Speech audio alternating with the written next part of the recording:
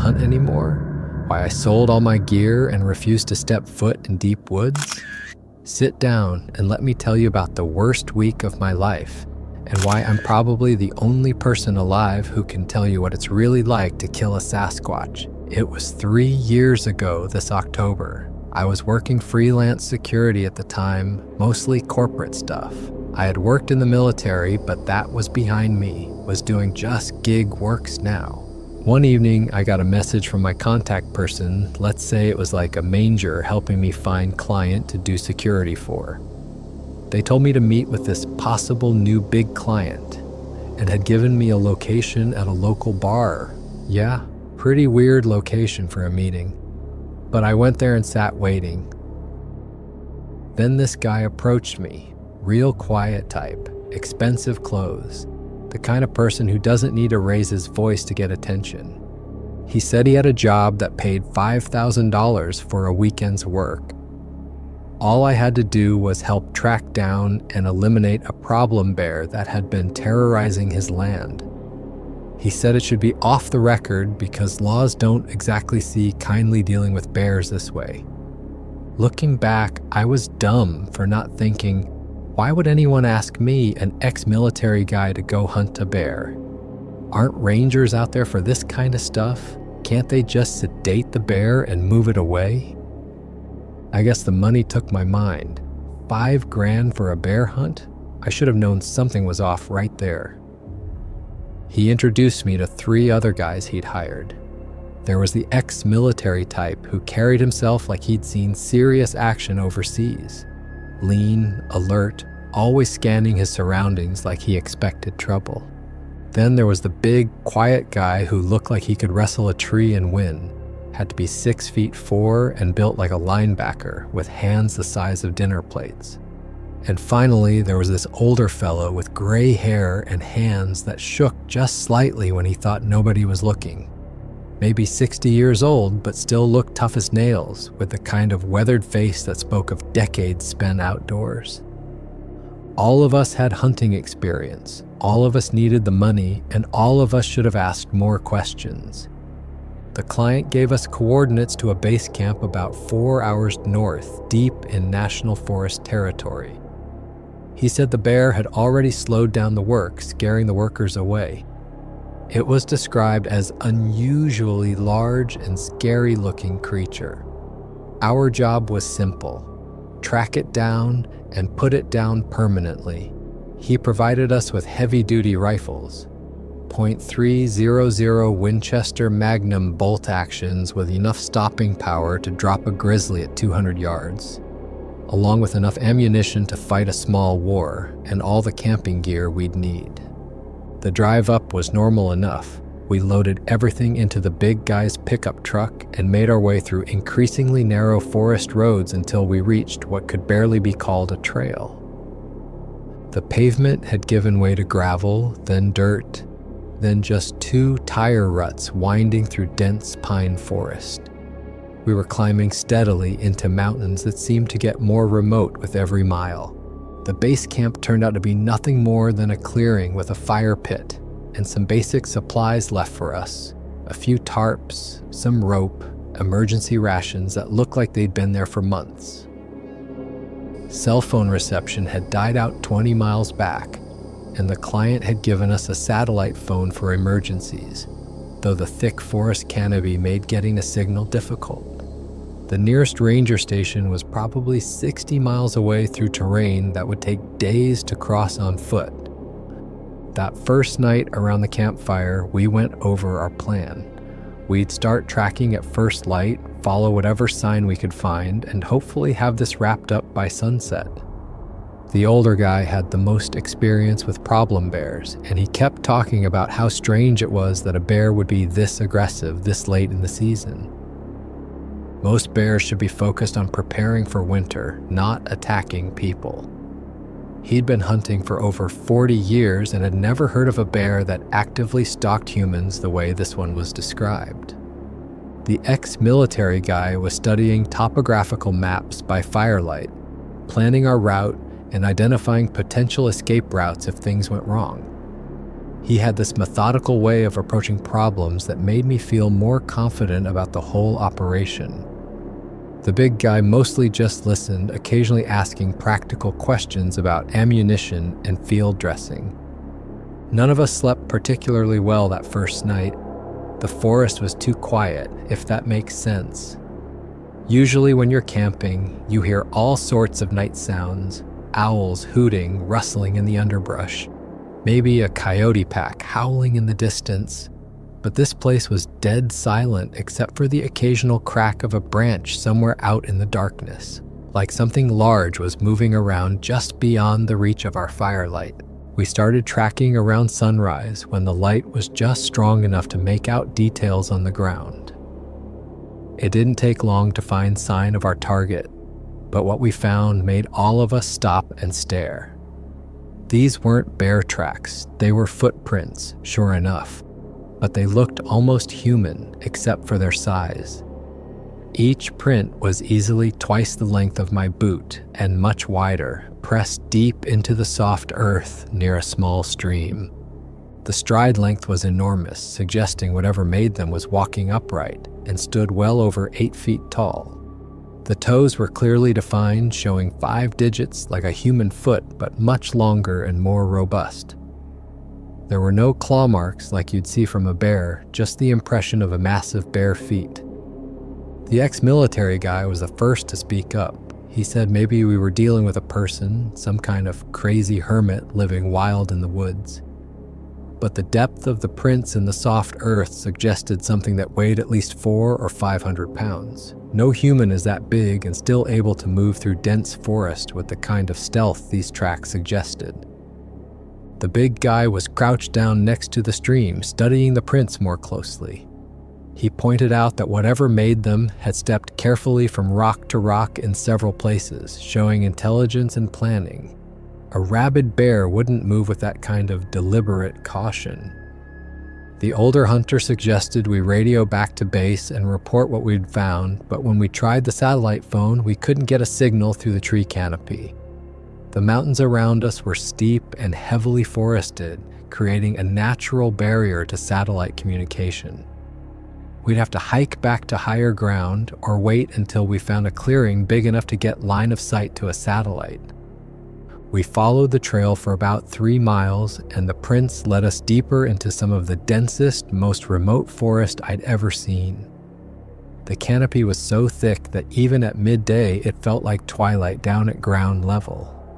Ancient Douglas firs and western red cedars created a cathedral-like atmosphere, with massive trunks disappearing up into darkness above us. The further we went, the more obvious it became that whatever we were tracking knew this terrain intimately. The footprints showed it taking the most efficient route through difficult terrain, choosing paths that avoided dense undergrowth and steep climbs. It was moving with purpose and intelligence, not the random wandering of a confused or rabid animal. Around noon, we finally found a spot with enough open sky to get the satellite phone working. A small meadow where a lightning strike had opened up the canopy years earlier. The ex-military guy made the call back to our contact and described what we'd found. He was precise and professional, giving exact measurements and descriptions of the tracks, the terrain, and our current position. There was a long pause on the other end. Then the voice told us to continue with the mission as planned. When he pressed for more information about what we might actually be hunting, asking directly if they knew we weren't dealing with a bear, the line went dead. We tried calling back several times but couldn't get through. The big guy wanted to abort the mission and head back to town, pointing out that we'd been lied to about what we were hunting and that continuing could be dangerous. The older hunter agreed, saying that in 40 years of hunting, he'd learned to trust his instincts, and his instincts were screaming at him to get out of there. But the ex-military guy pointed out that we'd already taken half our payment up front, $2,500 each. If we backed out now, we'd probably have to return the money, and none of us could afford that. Besides, whatever we were tracking was just one animal, a bear, and there were 4 of us with high-powered rifles. How dangerous could it really be?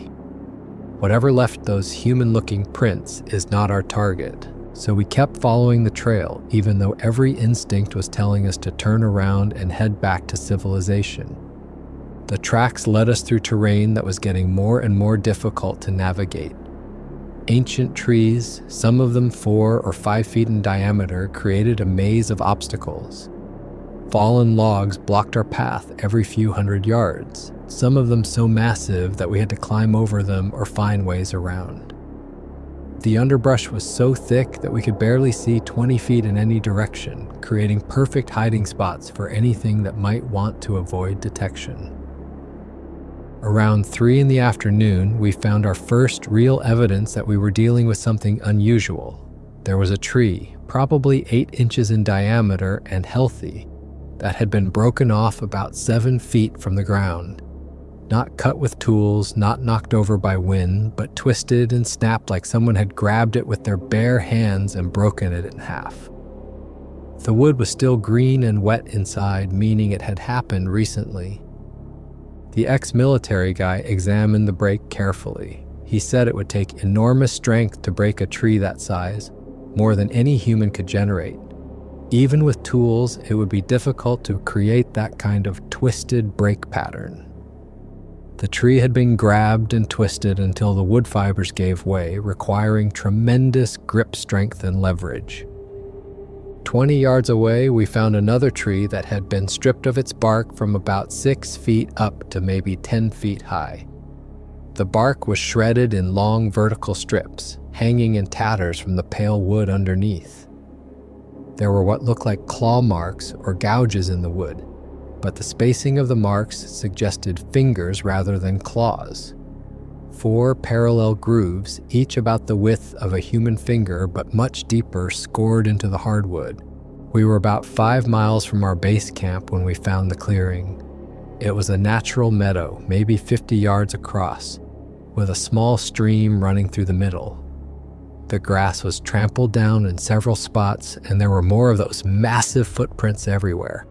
Dozens of them, creating a confused pattern that suggested heavy activity over an extended period.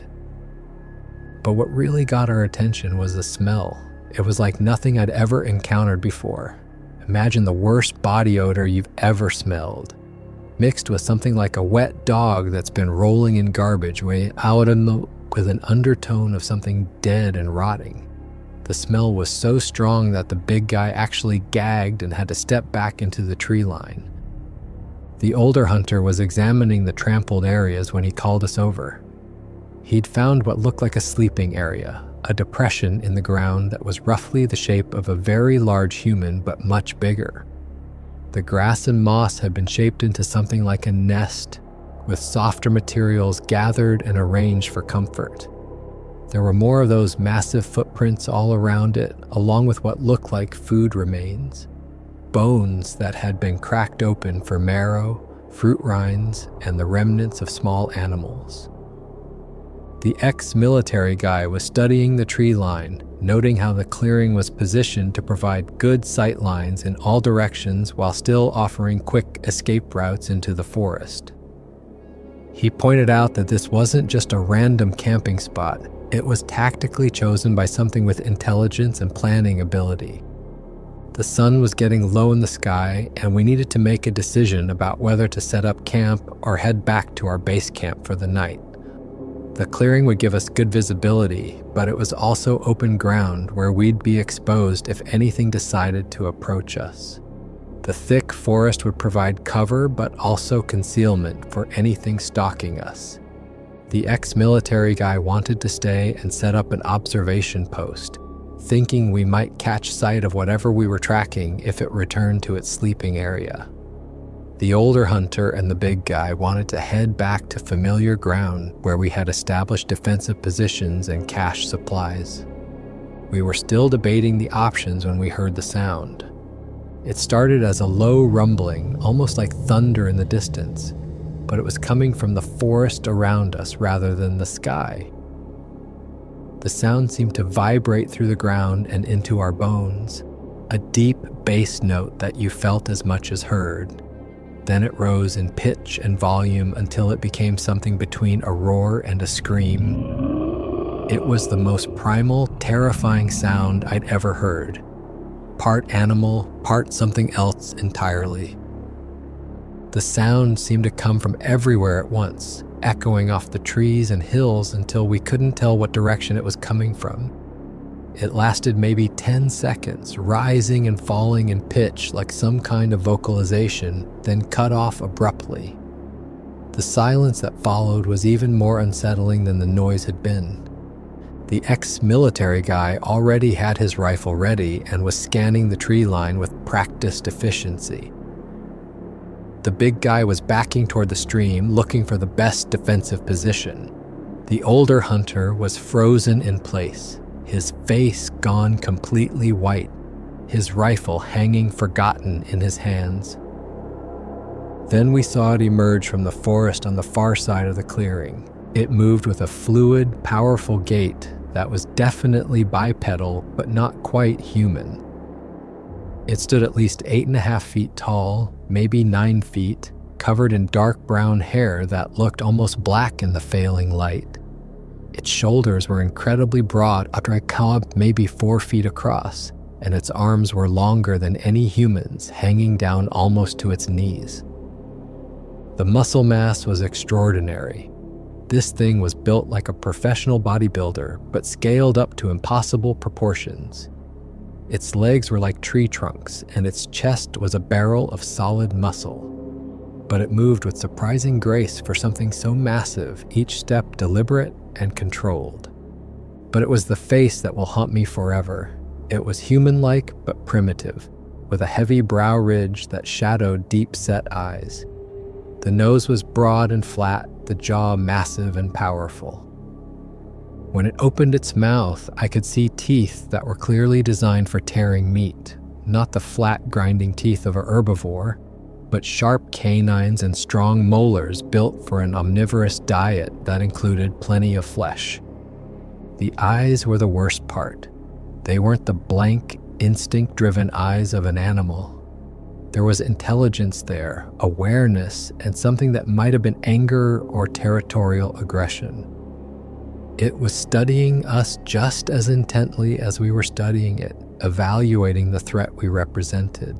For maybe 5 seconds, we all just stared at each other across that clearing. Time seemed suspended, like the whole forest was holding its breath. The creature was completely motionless except for its eyes, which moved from one of us to another, sizing us up. Then it took a step forward and everything happened at once. The ex-military guy opened fire first, his shot echoing across the clearing like a cannon blast. The .300 Magnum round hit center mass, and we could see the impact, a spray of dark fur and blood. But the creature barely staggered. Instead of going down, it let out another one of those terrifying roars and started running straight at us. The charge was terrifying in its speed and power. This thing moved like a linebacker, covering ground with massive strides that ate up the distance between us. I had maybe 3 seconds to react before it would be on top of us. The big guy and the older hunter started shooting too, their rifles cracking in rapid succession.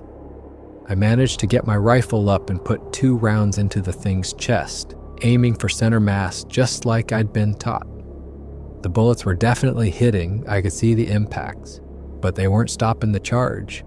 It was maybe 30 yards away when our combined firepower finally started to have an effect.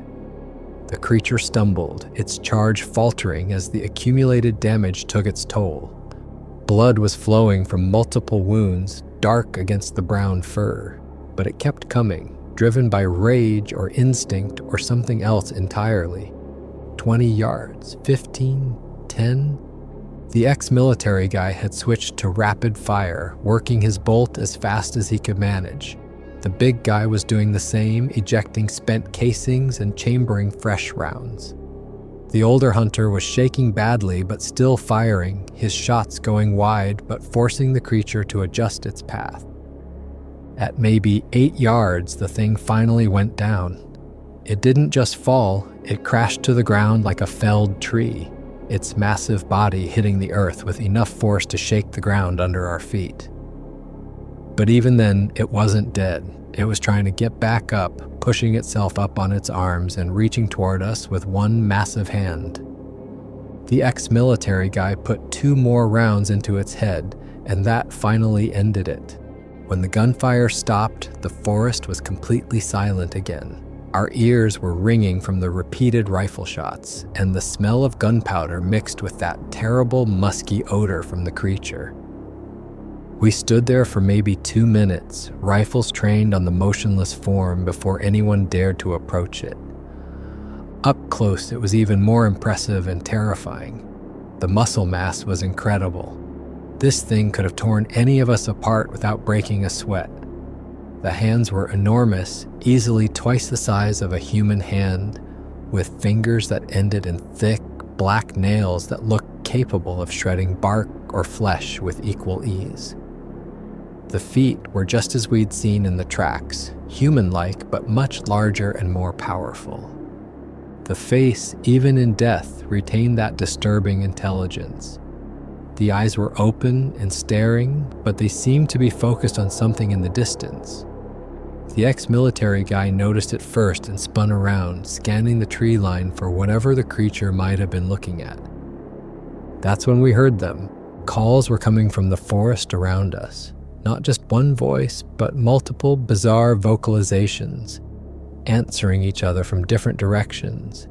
They were similar to the sound the creature had made before we shot it, but there were subtle differences.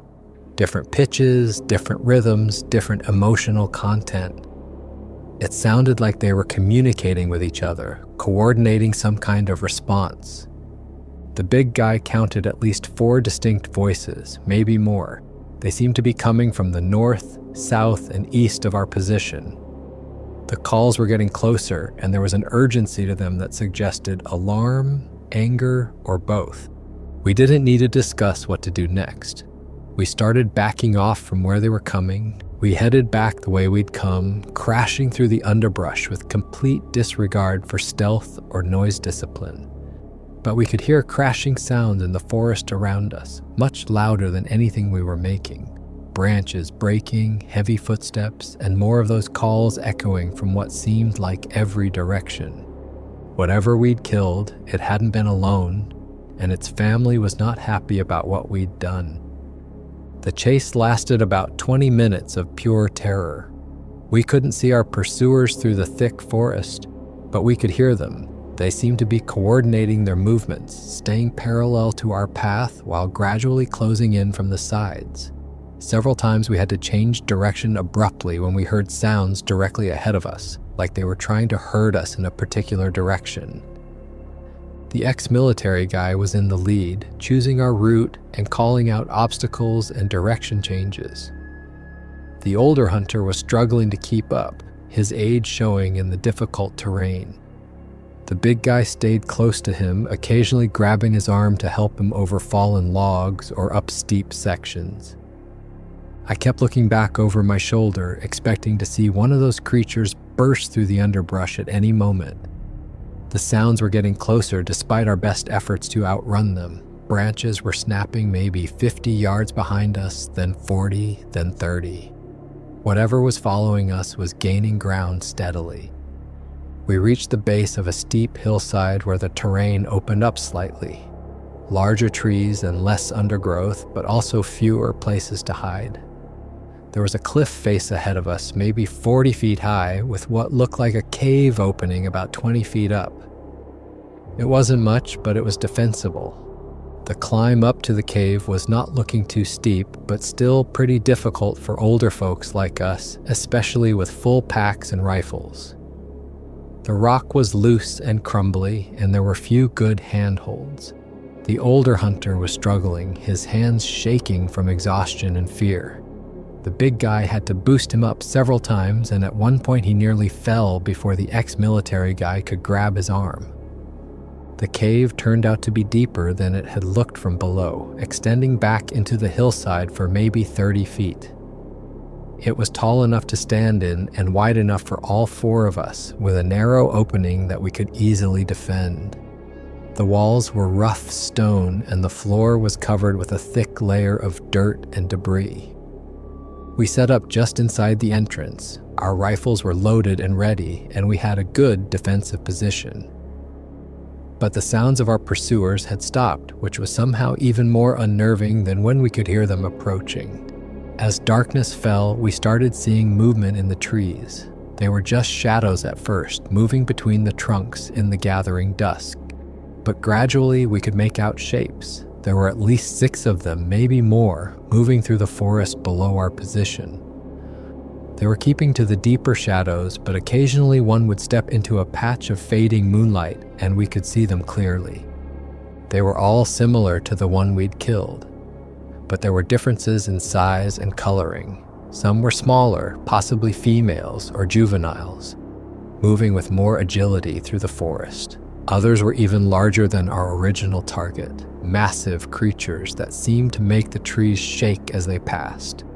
They moved with purpose, spreading out to surround the base of our cliff. Around midnight, we heard something that made us all move to the cave entrance. There was a scraping sound, like something heavy being dragged across stone. It was rhythmic and deliberate, getting closer to our position. It took us a few minutes to realize what was happening. They were moving rocks, big rocks. We could hear the grinding sound of stone against stone, punctuated by those low rumbling calls that seemed to be coordinating the effort. We could hear them working methodically, rolling something massive up the slope toward our cave. The sound got louder and louder, accompanied by more of those coordination calls. Whatever they were moving was enormous, requiring multiple individuals to position it properly. A boulder, easily the size of a small car, was being pushed and rolled into position just outside our entrance.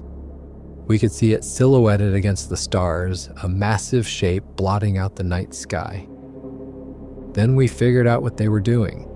They weren't planning to attack us directly, they were going to seal us in. By the time we took action, it was already too late. With careful precision and quick action, they maneuvered it until it completely blocked our only way out, leaving just a few small gaps around the edges where the stone didn't quite match the cave opening. We were trapped. The feeling of realizing you were sealed in a cave is one of the most terrifying things anybody could have.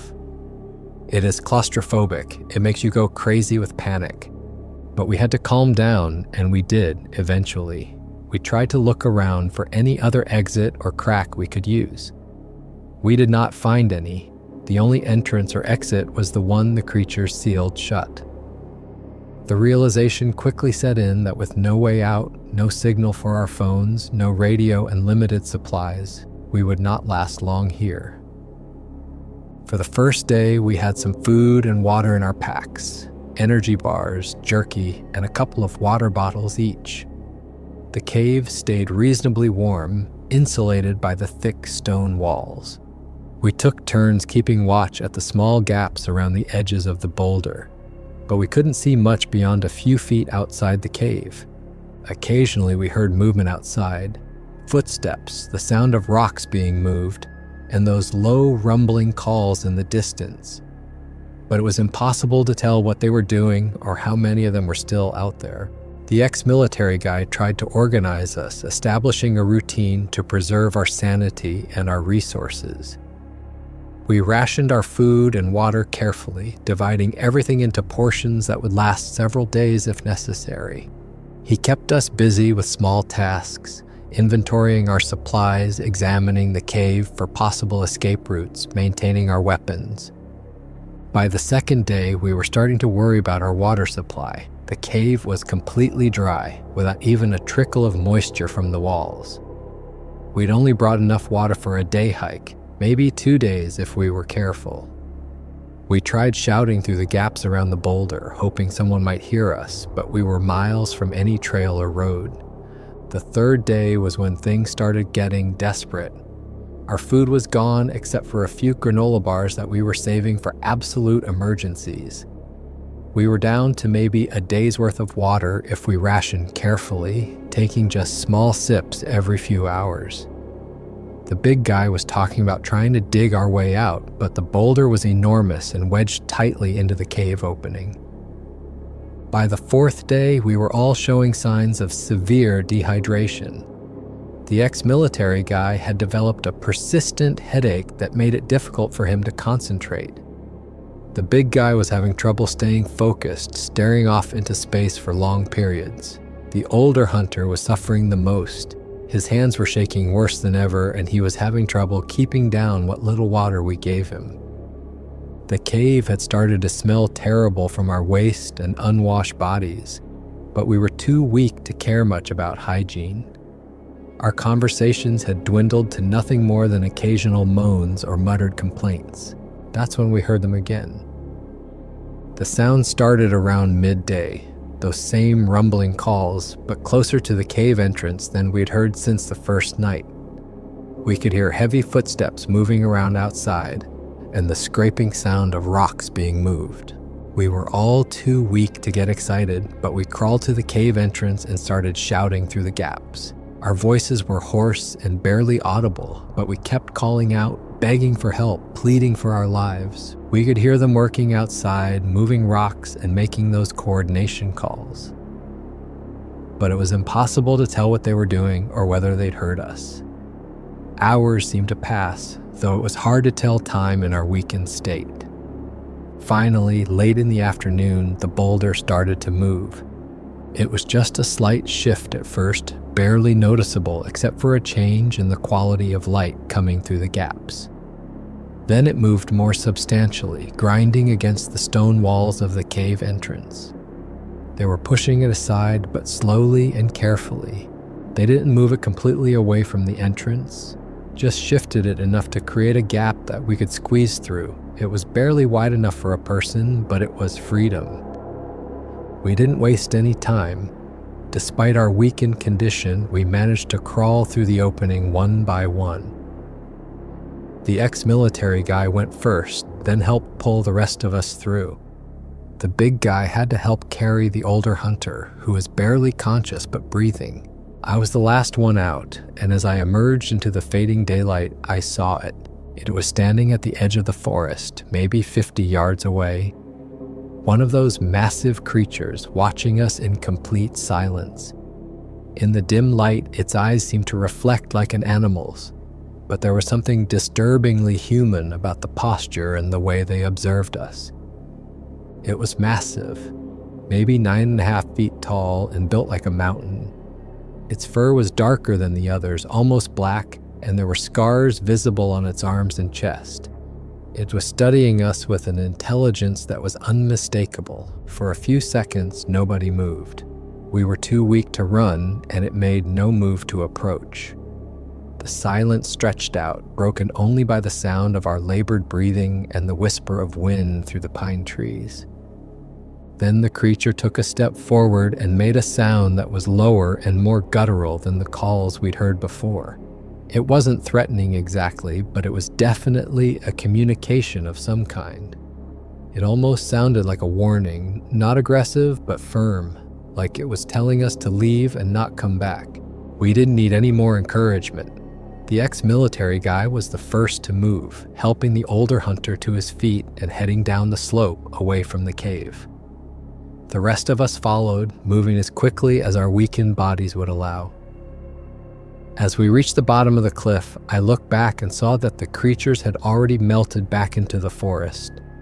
We made it about half a mile before we found a stream. The sound of running water was the most beautiful thing I'd ever heard. We fell on our faces in the shallow water, drinking as much as we could hold down without making ourselves sick. The water was cold and clean and tasted like life itself. The older hunter regained consciousness when the cold water hit his face. He was confused and disoriented, but he was alive. We helped him drink slowly, just small sips at first until his body could handle more. We spent maybe an hour by that stream, drinking and resting and slowly regaining some strength. But all of a sudden, we heard it again. The same monstrous shouts and screams from the forest. The sound was unmistakable. The heavy, measured tread of something large moving through the forest with deliberate, approaching our location just like before. We were terrified. We all remembered what we went through, and I'm sure it wasn't just me, but we all felt like desperate animals in a corner. That's when one of the guys spoke up.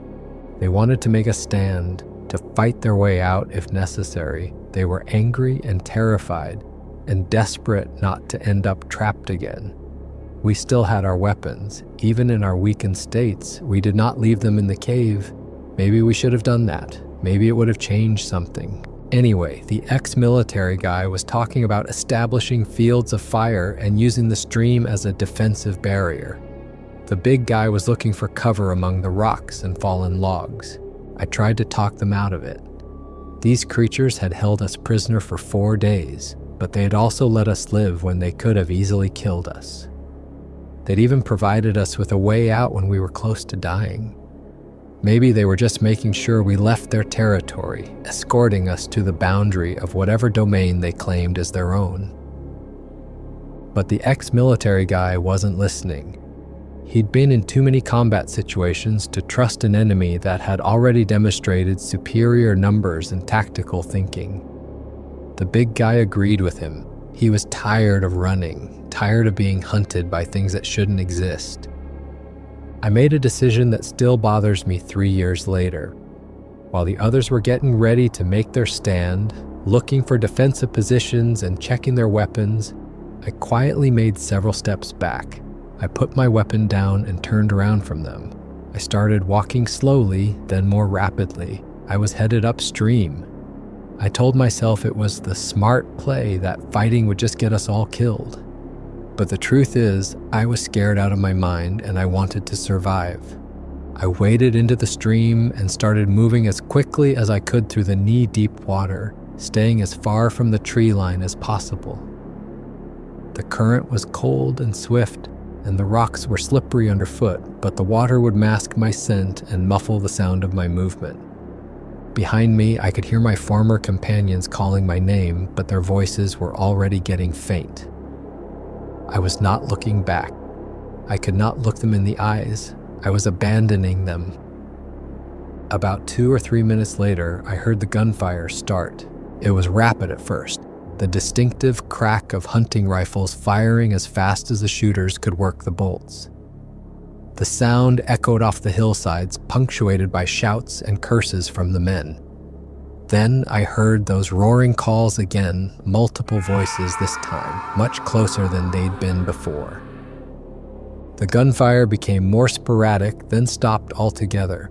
The forest went silent again. I kept moving upstream for the rest of the day and all through the night. The stream led me through some of the most remote country I'd ever seen. Ancient forests, clear mountain pools, waterfalls cascading down granite cliffs. But all I could think about was putting distance between myself and whatever was still in those woods. By dawn of the next day, I was exhausted but still moving. The stream had grown wider as smaller tributaries joined it, and I could see signs of human activity. An old logging road visible on a distant hillside, the occasional piece of trash caught in the rocks. Around midday, I reached a logging road that crossed the stream on a concrete bridge. The road was overgrown and hadn't been used in years, but it was clearly man-made and would lead to civilization eventually. I climbed up from the stream bed and started following the road downhill. 2 days later, I found a work crew clearing fallen trees from the road. They were surprised to see someone emerge from the wilderness alone and on foot, but they gave me a ride to the nearest town without asking too many questions. I told them I'd gotten separated from my hunting party and had been walking out for several days. I was hospitalized for dehydration and exhaustion, but physically I was going to be fine. The doctors were amazed that I'd survived nearly a week in the wilderness with minimal food and water, but they didn't question my story about getting lost. I never reported what really happened to the authorities. Who would believe a story about being held prisoner by a family of Sasquatches? Besides, I'd taken money to hunt something that turned out to be an intelligent creature, and then I'd abandon my companions when they needed help. The client who'd hired us never contacted me again. I kept half expecting police to show up asking questions about 3 missing hunters, but it never happened. It was like they had never existed, like the whole operation had been off the books from the beginning. I've spent the last 3 years trying to convince myself that what we encountered was just some kind of unknown animal, maybe a relict population of prehistoric apes that had survived in the deep wilderness. But I can't shake the memory of how they solved the problem of our presence, not by killing us outright, but by containing us until they could figure out what to do with us. That takes intelligence, planning, maybe even something like mercy. I don't hunt anymore. I sold all my guns and gear. I've got a job in the city now, working security for an office building where the biggest threat is teenagers trying to skateboard in the parking garage. Sometimes I wake up in the middle of the night thinking I can hear those calls echoing through the concrete and steel of the urban landscape. But that's impossible. There's nothing like that in the city. At least, I hope there isn't. People ask me sometimes why I moved away from the mountains, why I won't go camping or hiking anymore. I tell them I lost my taste for the outdoors, that I prefer civilization now. But the truth is simpler than that. I know what's out there in the deep woods. I know we're not alone on this planet. And I know that sometimes, if we're very lucky, the things we don't understand will show us more mercy than we showed them. We killed one of them, and it cost 3 good men their lives. The Sasquatch are still out there, still protecting their territory, still deciding which of us humans deserve to make it home. I was lucky enough to be one of the ones they let go. I don't plan to test that luck again. For more interesting stories, check this out.